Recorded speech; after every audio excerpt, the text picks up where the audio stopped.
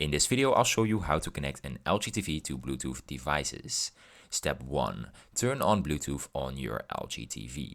Go to Settings and select All Settings. Select Sound and then Sound Out to choose Bluetooth. Enable Bluetooth by selecting Bluetooth under the Sound settings. Step 2. Put your Bluetooth device into pairing mode. Make sure your Bluetooth device is in pairing mode. Follow the instructions for your specific device to enable pairing mode. The device should be discoverable by your TV if it is in pairing mode. Step 3. Pair your device. Select your Bluetooth device from the list of available devices on your TV. Confirm the connection on both your TV and the Bluetooth device. Once paired, you can start using the Bluetooth device with your LG TV. And that's it for this video. If you found it helpful, please subscribe. And if you have any more questions, you can leave them in the comments down below. I'll be happy to help.